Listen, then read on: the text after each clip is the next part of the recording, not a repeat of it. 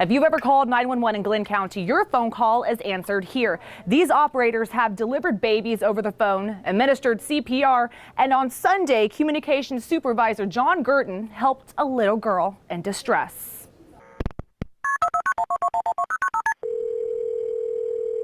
Glen Brunswick 911. What's your emergency? Not just a call center, but a vital lifeline. May I get the address, please? That's how John Girton, And how old is your mother? the calm and collected voice, Is she on any medications? on the other end of this phone call, sees his line of work. Okay, I've got help being dispatched. A job where, on average, he receives about 100 phone calls a day. Okay, try to keep her as comfortable as possible. This one stands out. Hello, is this 911? Yes, it is. How may I help you?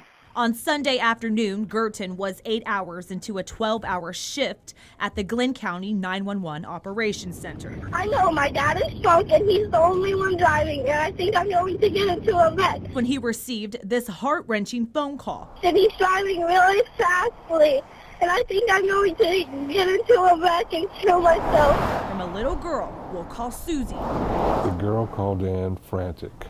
I couldn't understand anything she was saying. She was sobbing. I'm a kid, and I think my dad is drunk. He's shooting. Calm down, sweetheart. Listen to me. What's this? But my main thing was just trying to get her to talk where I could understand her. Girton says anytime he gets a phone call from a child in distress, his mind always goes to his 3 grandsons. Anytime I'm dealing with children, I put my grandkids in that situation. Susie, just 9 years old, the same amount of years Girton has been working at the call center, tells him her father was drinking and driving, and she's worried that he's going to crash. I'm just really scared right now. I'm terrified. Getting that child's safety was the first and foremost. Do you see any kind of businesses around you? But she couldn't tell him where they were headed. I don't know where I am right now. Daddy, stop the swinging car. I had her start telling me locations and asked her, did she know where she was going? She thought they were going to her grandparents' house. Can you locate me? When she was saying, can't you locate me, I wouldn't think that a 9-year-old would even know about that kind of technology, but she did.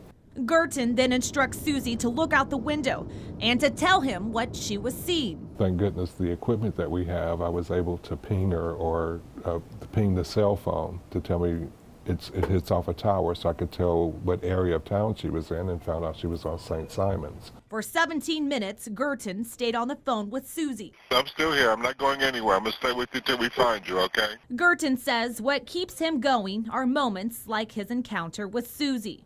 Okay, I see the police. I see the police. Okay, they'll take care of it. Moments that could have ended badly, but because of his training, didn't. After I realized that the police had gotten there and she was safe, it was on to the next call. I can't really linger on what's going on.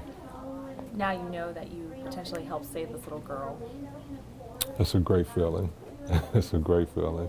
Operators tell me that 25% of the phone calls they receive are for people driving erratically, and they say that number increases on big event days like the Super Bowl. They tell me it's just not worth it for everyone to drive safe this Sunday. From Glynn County, I'm Garcia, First Coast News.